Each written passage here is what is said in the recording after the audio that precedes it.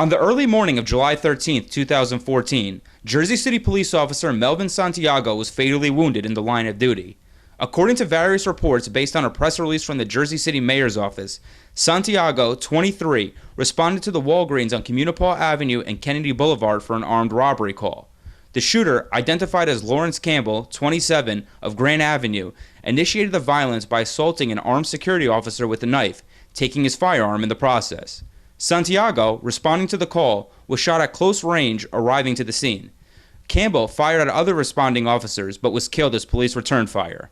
Before officers arrived, Campbell apologized to a witness and said to watch the news and that he is going to be famous. Campbell was also identified by police as a possible suspect in a prior homicide in Jersey City. Richard Rivera of the National Coalition of Latino Officers, who was also an ex-West New York police officer, told Hudson County View that members of his organization had been with Santiago's body all day, including the donation of his organs. Condolences go out to Melvin Santiago's family. He was a well-liked individual. He was very involved in the community and chose the law enforcement career path. We were very pleased to have him as a member of the Hispanic American Law Enforcement Association of Jersey City, which is an affiliate of ours at the National Coalition of Latino Officers, where I am a founder. So what we know, we have officers, members of our organization, that have stayed with Melvin the entire day from the hospital all the way to the medical examiner, and also to donate his organs.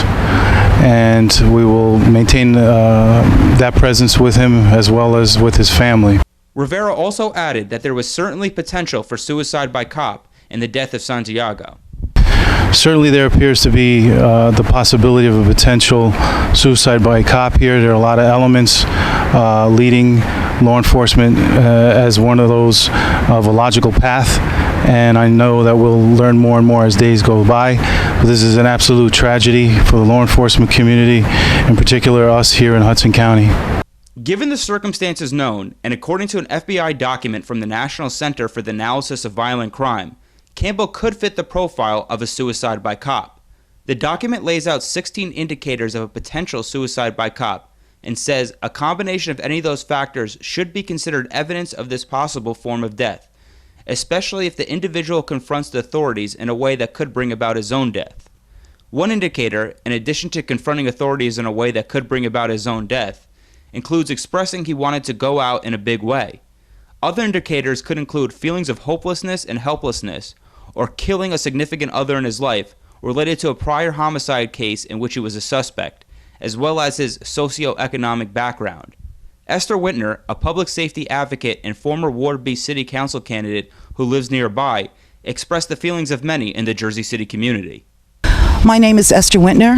I am a community activist focused on issues of public safety. It is an issue that is very close to my heart.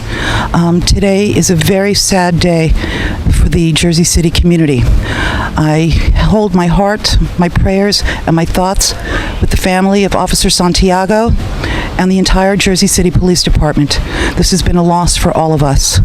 As of Sunday evening, no Jersey City elected officials or members of law enforcement have given any indication this incident was an act of suicide by cop. I'm Michael Shuren with Hudson County View, the eye of the community.